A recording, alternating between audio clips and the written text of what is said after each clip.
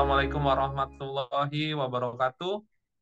Apa kabar sahabat Wahyu semua? Semoga sahabat Wahyu semua dalam keadaan sehat dan mudah-mudahan Allah memberikan ridho kepada kita dengan aktivitas yang kita lakukan saat ini.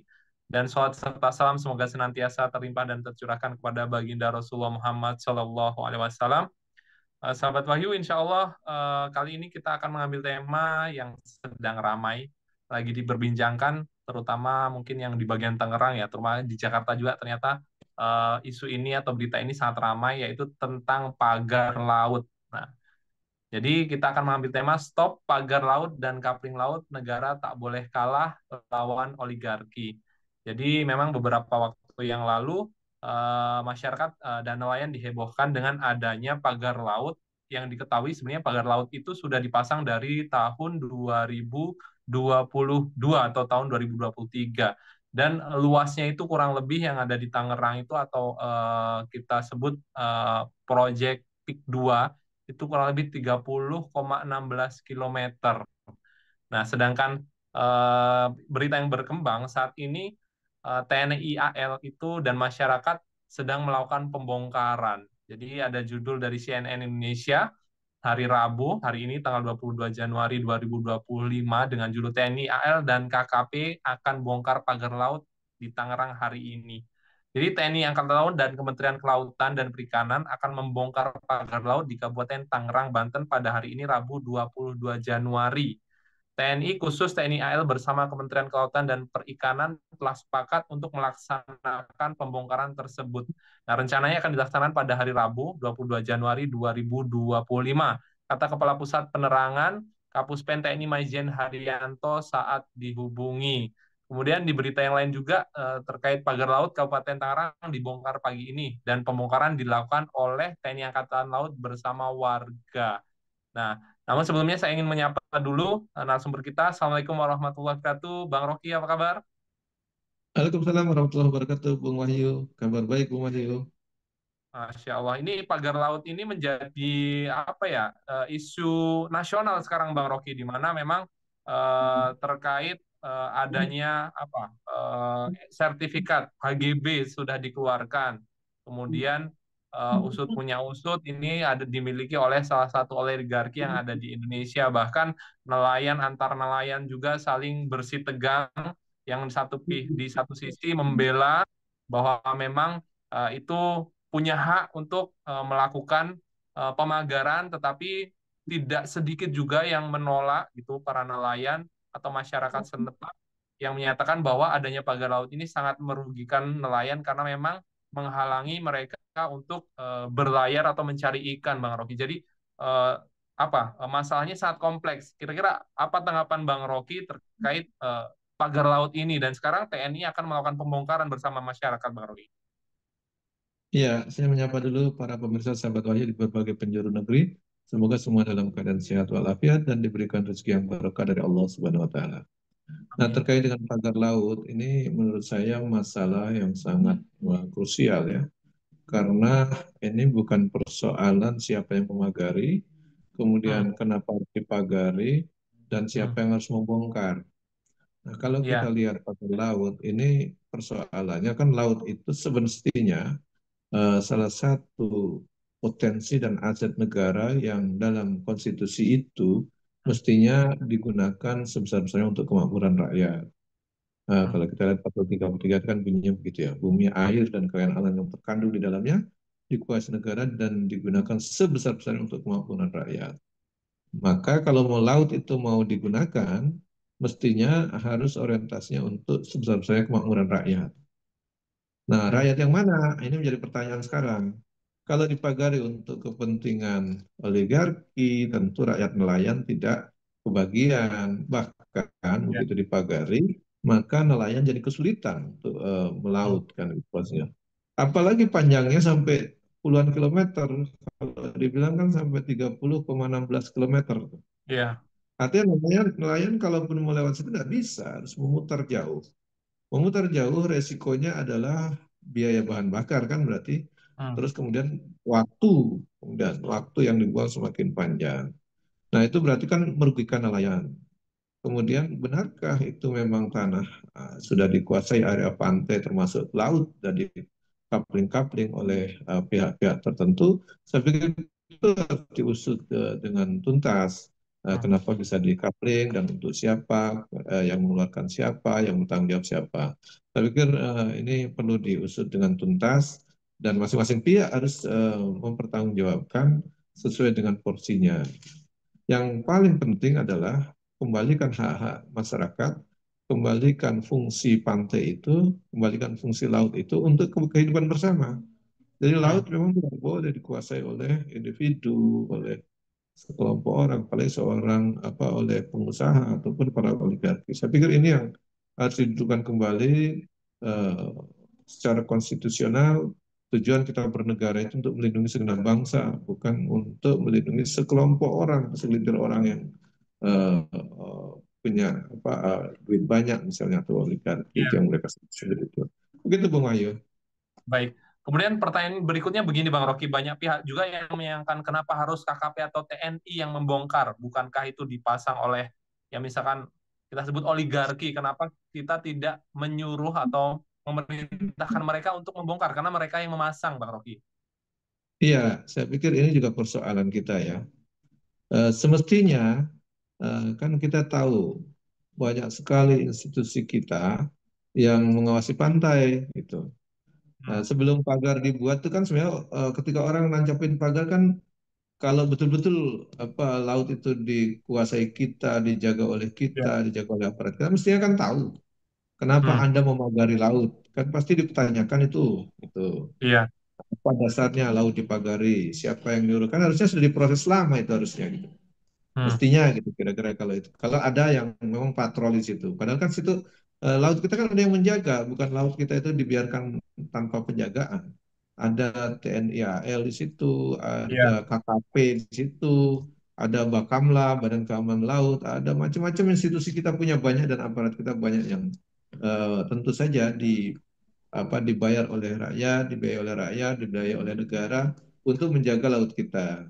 Semestinya Hmm. sebelum tahu siapa yang memagari, ketika ada yang memagari kan tentu didatangi itu.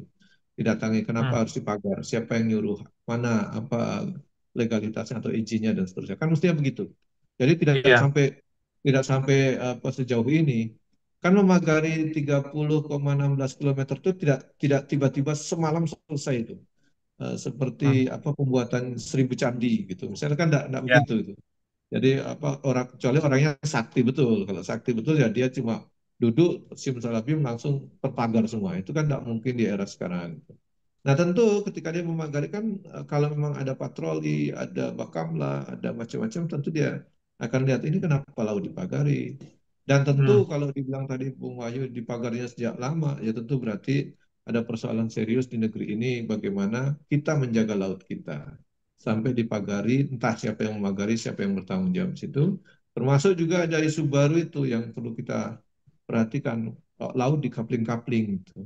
Iya. Siapa yang mengkapling, siapa yang mengeluarkan izinnya, siapa yang menjaganya dan seterusnya. Ini kan butuh kita tahu gitu. Artinya negeri ini jangan dikapling-kapling dong. Negeri ini kan milik bersama kita dan apalagi terutama nelayan-nelayan kita butuh penghidupan di seputar pantai.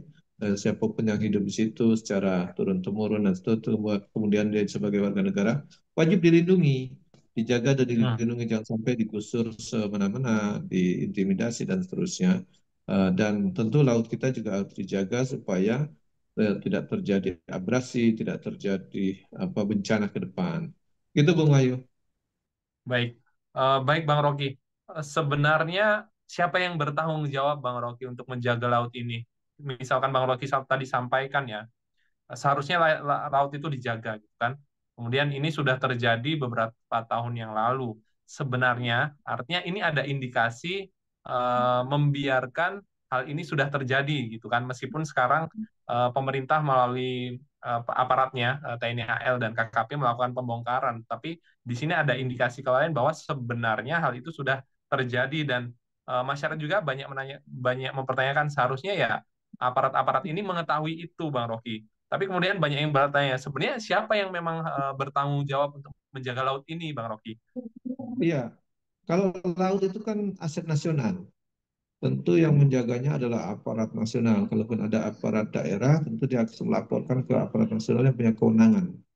Yang punya kewenangan tentu levelnya nasional. Ya, tentu kalau dari keamanan laut tentu langsung di bawah panglima atau bahkan panglima tertinggi, yaitu presiden selaku panglima tertinggi. Tentu dia bisa memerintahkan, dia bisa mengontrol, dia bisa menjaga. Ini kan persoalan kedaulatan negara. Laut itu kan persoalan nasional. Jadi tidak mungkin dikapling-kapling oleh individu-individu tertentu. Oleh karenanya, secara nasional yang bertanggung jawab adalah ya pimpinan nasional, dalam hal ini adalah presiden sebagai kepala pemerintahan, kepala negara yang punya kewajiban melindungi segenap bangsa, yang punya kewajiban menjalankan konstitusi gitu. Nah, kalau kita bandingkan misalnya, kenapa laut bisa sampai dipagari sekian lama gitu, dan tidak ada yang istilahnya menghentikan atau membongkar. Itu saya ibaratnya begini, kalau kita lihat ada di suatu jalan, misalnya di depan istana, ada seorang pedagang kaki lima, dia membawa gerobak, kemudian jualan depan istana. Dia pagari itu, kemudian dia bikin warung di situ. Kira-kira dibongkar nggak kira-kira Bung Wahyu? Pasti langsung Ya, dibongkar gitu. Kira-kira langsung dibongkar itu. Bahkan mungkin baru magarin berapa lama tentu sudah didatangkan aparat. Nah, itu hmm, menunjukkan apa? Bahwa memang mestinya fungsi itu dijalankan oleh aparat kita untuk menjaga lingkungan-lingkungan mana saja yang harus dijaga dan tidak boleh dilakukan oleh tindakan tertentu kecuali ada perizinan atau diizinkan. Gitu. Nah, hmm, seperti itulah kira-kira. Hanya memang saya bandingkan, tentu para pemagar ini bukan bukan para pedagang kaki lima, gitu. Yang hmm, menguasai peak 2 ini kan levelnya bukan pedagang kaki lima, pasti pedagang besar atau bahkan ya, oligarki atau bisnis besar. Memang kesulitan kita di negara demokrasi itu biasanya para pemodal besar itu turut memberikan investasi politiknya kepada para pejabat-pejabat politik kita, sehingga ya tentu pejabat-pejabat politik kita jadi lemah untuk menghadapi mereka. Bedalah menghadapi pedagang kaki lima dengan peak 2 itu tentu beda. Kalau peak 2 tentu tidak mungkin langsung kirim Satpol PP bongkar kan gitu. Butuh waktu dia. Bahkan mungkin bisa dituntut balik atau dinegosiasi yang lain. Saya pikir ini yang persoalan berikut yang memang kita hadapi. Jadi kita ini biasanya aparat itu sangat keras dan lugas terhadap rakyat-rakyat kecil. Walaupun mereka sama-sama misalnya mencari kehidupan, berdagang, misalnya, dan seterusnya. Tegas dan keras dia. Misalnya kalau dia berdagang di pinggir jalan atau jalan protokol pasti langsung dihalau atau bahkan di digusur gitu. Nah ini kalau kalau kita lihat pedagang besar misalnya yang memagari laut, kemudian dia mengapling kapling laut. Nah ini persoalan serius. hmm, Tentu walaupun tadi saya bilang ada patroli dan seterusnya, bisa jadi patroli itu sudah melaporkan itu ada pemagaran, tetapi mungkin ya, tidak ditindaklanjuti. Itu sama dengan itu, Satpol PP melaporkan atau polisi melaporkan itu ada pedagang kaki lima masuk area yang dilarang, misalnya depan istana dan seterusnya. Tentu tindak lanjutnya berbeda. Nanti tentu dengan kalau pedagang kaki lima mereka cepat sigap dan cepat mengantisipasi. Bahkan kadang-kadang saya lihat Satpol PP itu begitu kerasnya terhadap pedagang kaki lima itu. Nah, tentu karena mereka pedagang kecil, rakyat kecil. Tapi kalau rakyat besar biasanya beda perlakuannya. Nah, itulah kesulitan kita dalam negara demokrasi. Para pedagang kaki lima, pedagang kecil itu biasa ditindak dengan tegas, dengan keras. Tetapi kalau dihadapkan kepada para pedagang besar, pebisnis besar, apalagi oligarki, biasanya aparat kita jadi kurang tegas, bahkan mungkin jadi lemah. Saya pikir ini yang perlu kita evaluasi bersama gitu, Bung Wahyu. baik. Baik, Bang Rocky. Kemudian apakah mungkin, Bang Rocky, proses hukum akan berjalan adil? Ataukah seperti kasus-kasus yang banyak terjadi di Indonesia di mana memang ya rakyat kecil akan dikalahkan gitu kan? Kita lihat banyak sekali kasus-kasus misalkan penyerobotan lahan. Nah, mungkin yang sekarang ini adalah pengambilan hak, meskipun sebenarnya mungkin disampaikan bahwa laut itu adalah memang kepemilikan umum ya kan, artinya kepemilikan umat atau rakyat seluruh Indonesia. Tapi ini kemudian dikapling-kaplingkan gitu kan. Ini yang menjadi bukti atau indikasi bahwa negara akan lemah, bahkan mengalah melawan pengusaha besar atau rakyat besar tadi, atau oligarki kita bilang. Bagaimana Bang Rocky? Ya, tentu kita ingin bahwa hukum ditegakkan dengan adil. Nah, persoalannya eh, mungkinkah itu bisa dilakukan oleh para penegak hukum kita?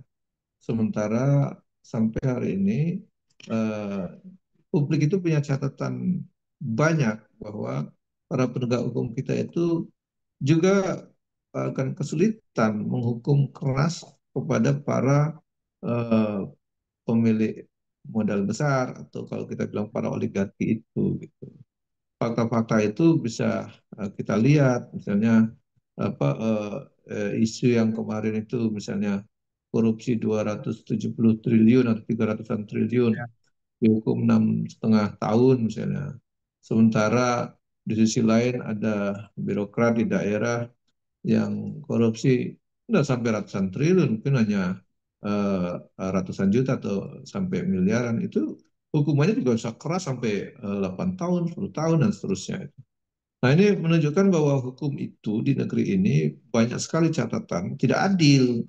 Selain aparatnya yang memang lemah menghadapi uh, para oligarki maupun para penguasa maupun para pengusaha, juga sistem hukum kita memang memberi ruang untuk lemah gitu. Atau sistem hukum kita memang memberi celah untuk tidak adil gitu. Nah, itu yang terjadi, ada sistem banding, kemudian terakhir ada kasasi, sehingga kita sering menemukan ada aparat hukum yang menghukum keras misalnya para eh, pelaku kriminal itu di level ya. tingkat pengadilan negeri, kemudian dia banding dia malah dimenangkan, tapi ketika Hmm, kasasi kemudian nanti mereka bisa lebih leluasa mengatur dan hmm, mengkondisikan hakim-hakim itu sehingga hukumannya jadi lebih kecil. Nah, bahkan bisa dari awal dia sudah minta vonis yang bisa dibuat ringan gitu. Ini yang fakta-fakta ini yang menunjukkan bahwa masyarakat pingin bahwa hukum itu adil. Tetapi fakta menunjukkan bahwa catatan banyak sekali kasus-kasus seperti ini hukum tidak berlaku adil atau bahkan dalam bahasa masyarakat hukum di negeri sekuler ini tumpul kepada para pembesar atau pengusaha besar, lebih tajam kepada rakyat kecil. Gitu. hmm, Atau ada juga yang mengatakan hukum ini tumpul kepada kawan-kawan mereka, para penguasa dan pengusaha, tetapi sangat tajam kepada rakyat kecil atau lawan-lawan politik mereka. Saya pikir ini yang kita hadapi hari ini.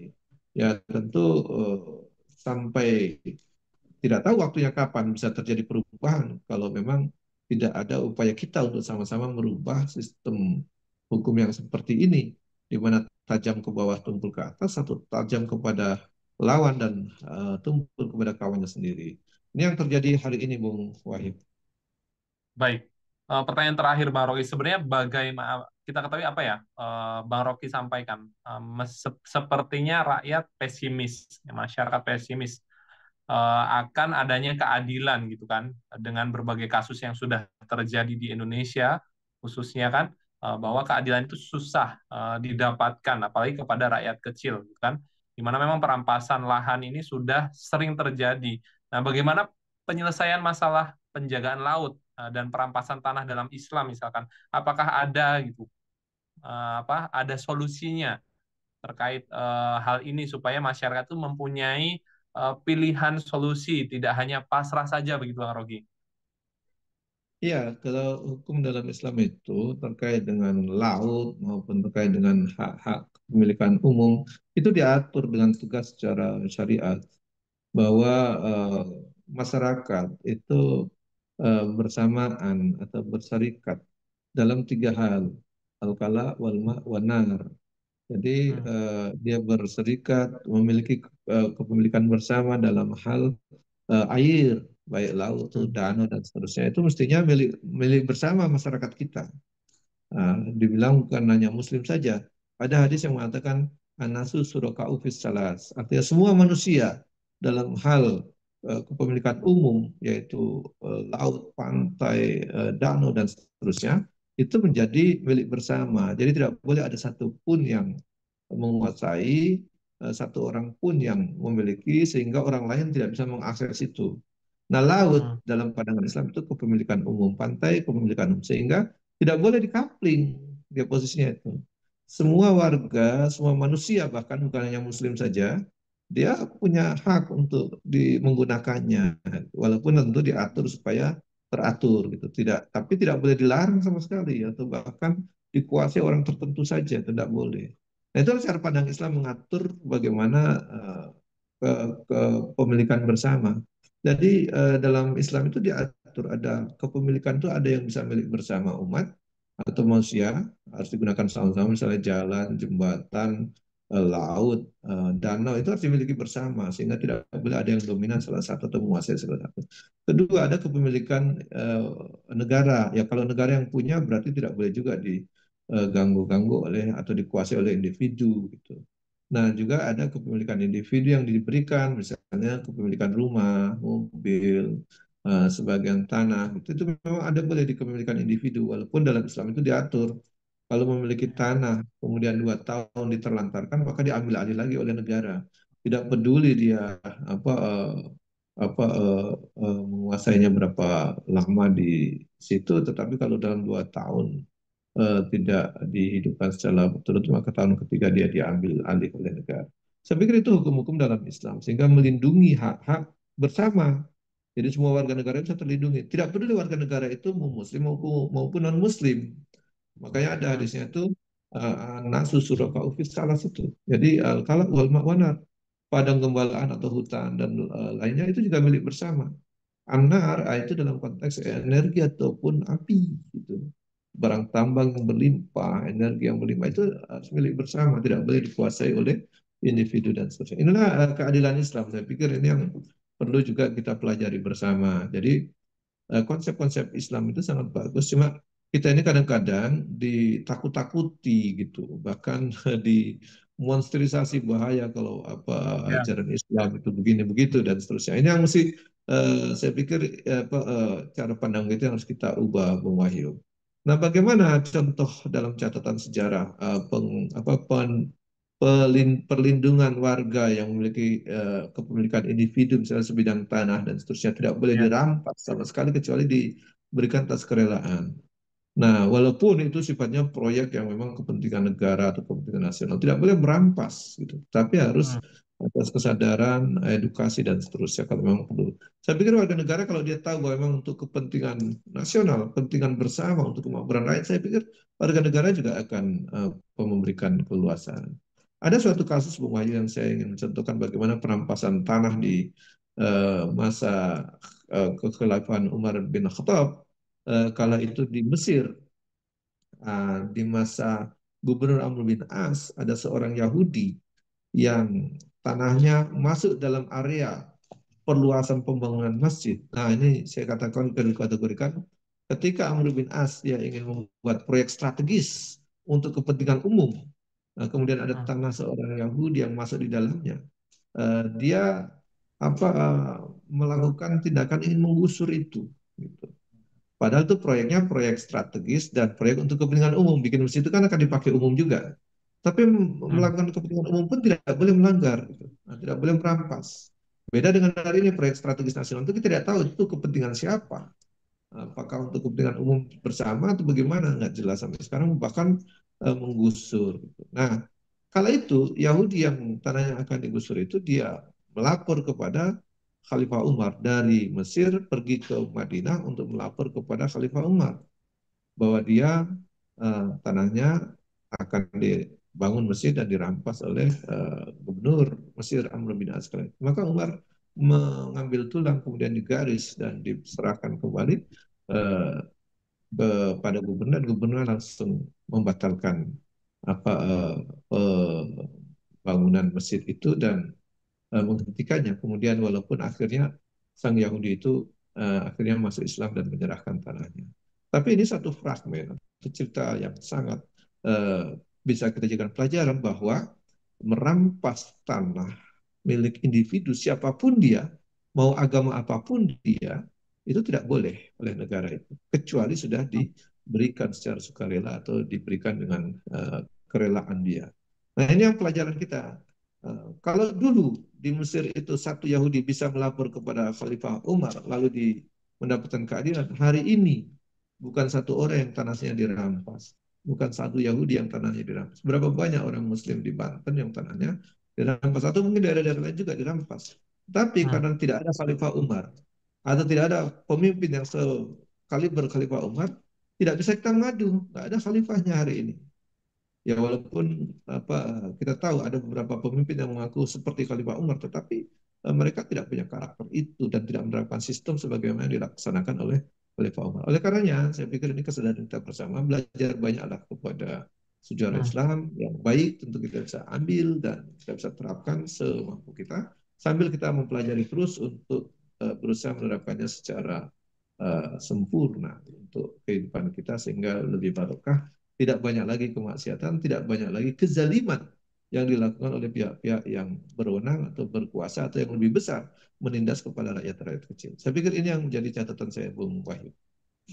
Baik, Masya Allah, begitu adilnya Islam memberikan keadilan bahkan kepada non-Muslim, apalagi kepada umat Muslim tentunya tidak apa ya, seorang pemimpin tidak membedakan apakah dia Muslim ataupun non-Muslim. Ketika memang itu hak rakyat tersebut, maka hak tersebut diberikan secara penuh, diberikan keadilan oleh negara. Mudah-mudahan ini menjadi insight untuk kita semua bahwasannya Islam akan menjamin keadilan untuk siapapun ketika syariat Islam itu diterapkan, maka keadilan akan didapatkan oleh seluruh pihak. Baik, Bang Rocky, sebelum kita tutup, kami ingin mendengarkan closing statement terkait stop pagar laut dan kapling laut, negara tak boleh kalah lawan oligarki. Silakan, Bang Rocky. Ya, bagi para pemimpin, pejabat yang sedang memegang kekuasaan dan kewenangan, maka gunakanlah sebesar-besarnya dan sebaik-baiknya untuk melindungi rakyat, melindungi negeri ini dari ancaman-ancaman luar, dari kepentingan lain yang justru merugikan negara maupun merugikan rakyat kita. Sebaliknya, masyarakat kita juga harus membangun kesadaran baru bahwa cara menempuh keadilan itu tidak mudah dalam sistem kapitalisme hari ini. Nah, mereka harus sadar bahwa memang dunia seperti ini hari ini, di mana yang besar menindas yang lemah, yang kaya menguasai sumber daya alam dan kekayaan alam lainnya, sementara yang lemah, yang rakyat kecil berebut di antara sekian persen kecil itu untuk sekian juta rakyat. Saya pikir ini harus ada kesadaran baru bahwa bagaimana kita mencari solusi alternatif. Sistem sekuler ini harus digantikan dengan sistem yang lebih baik supaya tidak terjadi kapling-kapling laut berikutnya, pagar-pagar laut berikutnya, pengambil alihan pulau-pulau dan seterusnya oleh para kaum kapitalis. Kita cukup hentikan sistem kapitalis, hentikan kezaliman di muka bumi ini, mari kita cari sistem alternatif sebagai pengganti yang lebih barokah, lebih baik ke depan, dan kita akan mendapatkan kehidupan yang lebih berkah. Terima kasih. Assalamualaikum warahmatullahi wabarakatuh. Waalaikumsalam warahmatullahi wabarakatuh. Baik, sahabat Wahyu semua, kita sudah berada di penghujung acara bincang bersama sahabat Wahyu. Mudah-mudahan tema kali ini bisa memberikan pencerahan kepada sahabat Wahyu semua bahwasannya Islam adalah agama yang sempurna, yang lengkap, mulai dari ibadah, bahkan mengatur individu, masyarakat, bahkan negara, dan juga memberikan keadilan kepada semuanya. Dan itu sudah dibuktikan oleh sejarah Islam seperti yang tadi disampaikan oleh Bang Rocky. Baik, Bang Rocky, terima kasih banyak atas waktunya, dan kepada sahabat Wahyu semua, kami ucapkan terima kasih juga. Mudah-mudahan kita bisa bertemu dalam bincang bersama sahabat Wahyu sesi selanjutnya. Akhirul kalam, Assalamualaikum warahmatullahi wabarakatuh.